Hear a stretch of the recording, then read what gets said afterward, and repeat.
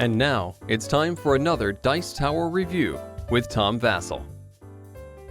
Hey folks, I'm Tom Vasel. Today we're taking a look at End of the Trail. This is a Western-themed game where you're going to be prospecting for gold. There's gold in them hills. Also, you're playing poker. You're doing the two of those because that is what you do in a Western-themed game. You prospect for gold, you play poker, and you have gunfights. There's not much gunfights in this one. But this game is basically a push your luck, build up a poker hand style game. I'll show you.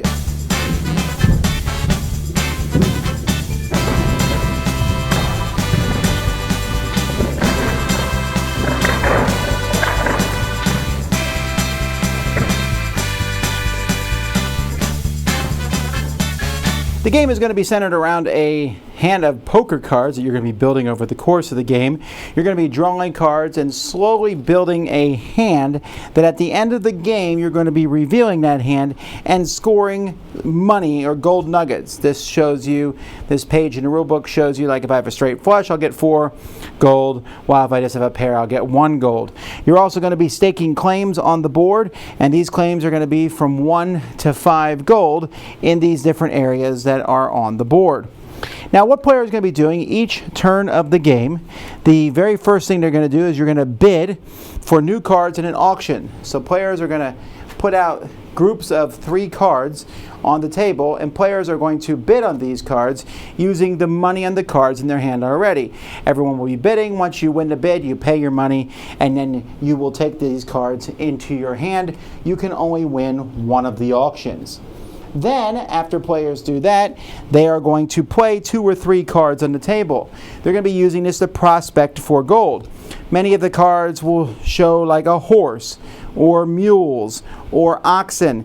You'll be able to use those. Here's oxen, here's the mule, and here's the horse, and you'll be able to go into that row and basically turn over one of the tiles there, secretly look at it, and put a claim there if you want to. Although you have the chance to jump to another claim if you want to, but then you're hoping that it's a better claim. You also have the chance to put out your camp, and this one, it can't be moved because there also are cards in here. Choose a tent, its owner moves it to an adjacent unclaimed tile. So there are negative things that you can do to other people. Claim another person's claim tile. Camps boot tents to adjacent tiles.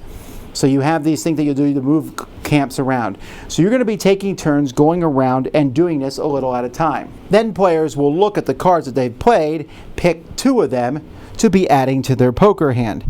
And then you're going to start another round. Everyone's going to draw back up to 5 cards. You're going to go through this 3 times, and at the end of the game, you'll then take your cards that you've set aside, build the best poker hand that you can, get the money for that poker hand, plus money for all the places where you have your camps and tents, and whoever has the most money is the winner of the game. I really like the box for this game, so I find it kind of weird that they have this extra box to put on top of it. Yes, it has a wagon, and these wheels come in the game, and you can attach them, and they do nothing, and I guess this is kind of cool on your shelf maybe, but I don't know, I'm pretty content with this box. I think it looks pretty cool. The tiles themselves are of decent quality. You're not going to use every tile over the course of the game, and you know, the artwork on the tiles is fine. The back, they kind of all look the same with just different numbers on them. So, you know, it is what it is. This is a little weird to me that these are white. It feels like something should go there, like there should be a wagon or something. I think in the Kickstarter better version that there are actually pieces to put on these. I'm not sure. The artwork is fine. It does look pretty cool when you're putting it out. The cards are the best thing. They're good quality cards. They look really nice. I like the artwork and the fact that the suit is in color and the rest of the card is not, so it's a nice mixture there between those. So overall, I think I like the components for this game. They have a nice Western flair to them.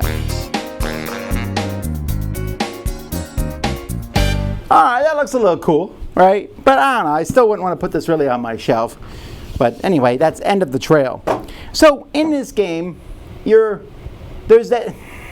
I don't like this game. I'm just going to come out and say that.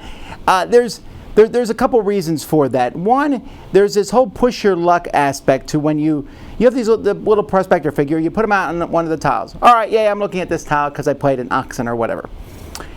Ooh, I don't like it. It's only 2 gold. So then you can go to another one, pushing your luck. However, if that one is lower than the first one you saw, you have to go to it. Okay, but that's not that interesting, right? If I have a 2, of course I'm going to go look at another one. You're like, well, yeah, but what if it's a 3 or a 4? Then I'll probably stay on it. Like, there's no real strong risk-reward system. If a 5 is the first I find, boom, I'm staying on it. If a 4 is the first one I find, I'm staying on it. If a 3, I might go up, I might go down, but probably stay on it, because why take the chance of going to a lesser one? So I thought the push your luck aspect of this was not that interesting. Also, there's this big card cycling thing. See, this poker hand thing is kind of fascinating to me.